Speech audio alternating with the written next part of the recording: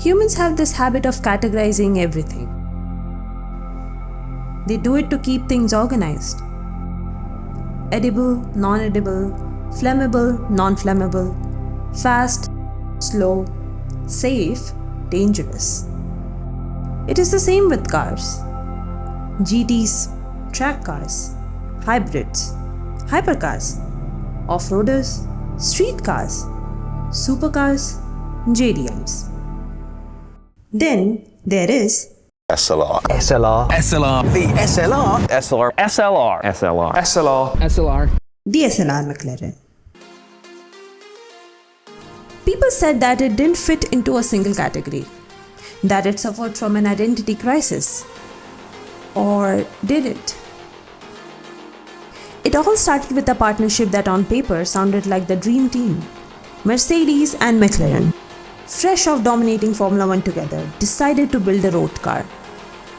Each side had its own vision. Mercedes wanted a modern-day 300 SLR, a luxurious front-engine Grand Tourer that could annihilate the Autobahn at 300 km per hour or 187 miles per hour, but also float its way to the opera in absolute comfort.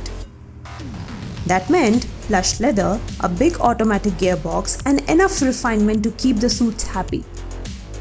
And McLaren wanted a lightweight, mid-engined rocket with laser-precise handling and a manual gearbox.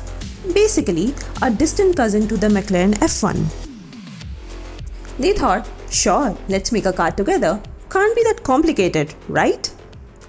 Yeah. Famous last words.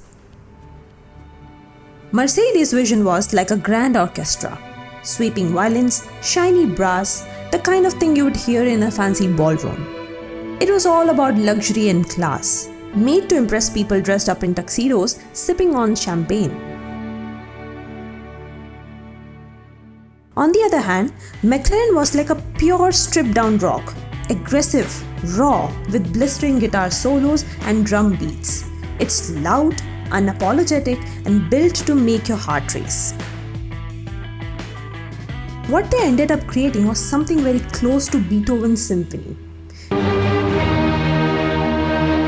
Beethoven could be unpredictable, shifting tempos without warning. SLR could snap from calm GT to a snarling beast in less than a second. Beethoven was elegant even in chaos. SLR was stylish even when on the edge of grip. Beethoven demanded your emotion, SLR demanded your nerve. Both were masterpieces, complex, misunderstood by many, adored by those who truly listened. So of course, people didn't know how to dance to it. It had plush leather seats, a proper automatic, and felt like a luxury GT inside. So naturally, people compared it to Bentleys and Astons. But it was also very, very fast, and that combination was unusual, especially to buyers who couldn't categorize it. Despite being a comfy front-engined GT with an automatic, the SLR could go toe-to-toe in raw speed with some of the purest supercars of its day, like Enzo or Carrera GT. And there is where the confusion began. Words like carbon fiber and excessive weight, performance and comfort does not belong in the same sentence. Truth is, it was kind of in a league of its own. And that's exactly why people didn't know what to make of it. It was built way ahead of its time and the world simply wasn't ready for that kind of a car. SLR wasn't light, it wasn't rear mid-engined, and it wasn't manual. What it was judged. A bit too harshly. Brochure readers pretending to be car enthusiasts critiqued it to no end. They called it clunky, unrefined, ugly, heavy, and they also obsessed over the 0 to 100 time and its weight. Here's the thing. If you judge a car purely by its weight and 0 to 100 time, you're not a car enthusiast. Look hard enough and you will find flaws in every car on the planet.